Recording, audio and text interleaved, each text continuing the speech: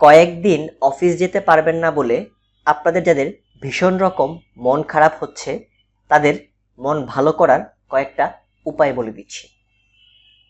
এই উপায়গুলো অবলম্বন করুন, আশা করি আপনাদের মন ভালো হয়ে যাবে ইনশাল্লাহ। আপনাদের যাদের ভীষণ রকম মন খারাপ হচ্ছে তারা ফেসবুক কিংবা অন্যান্য সোশ্যাল মিডিয়াতে অযথা সময় নষ্ট না করে আপনারা প্রত্যেকেই আপনাদের বসকে ইনবক্স করুন। আপনাদের মন খারাপের কারণগুলো বুঝিয়ে বলুন। প্রয়োজনে একটা জুম মিটিং অ্যারেঞ্জ করুন এবং অনলাইন প্রেজেন্টেশন দিন।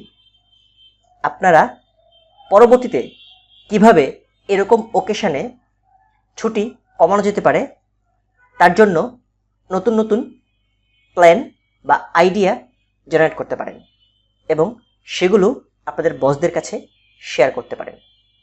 কিভাবে অন্যান্য কলিগদের পেছনে আঙুল দেওয়া যেতে পারে সেই প্ল্যান করে রাখতে পারেন। আবার কিভাবে নিজের কাজ না করে অন্যান্য কলিগদের নামে বসের কাছে গুটি করে নিজেদের ক্যালিবার প্রুফ করা যেতে পারে সেই প্ল্যান করে রাখতে পারেন। আপনাদের নিজেদের কর্পোরেট পলিটিক্যাল স্কিল ডেভেলপমেন্টের কাজ করতে পারেন। ঈদের পর অর্থাৎ ঈদ ভ্যাকেশনের পর কোন কলিগকে কিভাবে কখন কোথায় বাস দিবেন সেই ব্যাপারে একটা লিস্ট অফ কন্টেন্ট করে রাখতে পারেন।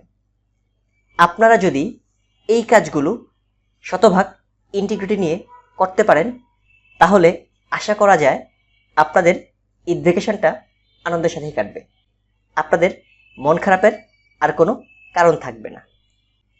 আর হ্যাঁ, আপনারা যারা এই সার্কাস্টিক কথাগুলোকে পার্সোনাল অ্যাটাক ভাবছেন তাদের জন্য এক বস্তা সমবেদনা, সেই সাথে আপনাদের জন্য আন্তরিক মোবারকবাদ।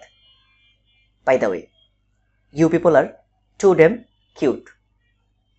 এবার একটা ডিসক্লেমার দিয়ে কনক্লুশনে যাব।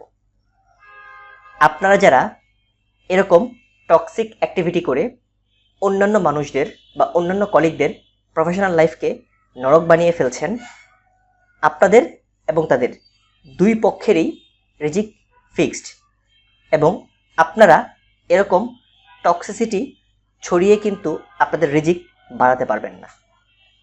What ever your comment will be appreciated only when you will perceive the context. Thank you for investing your valuable time to watch it.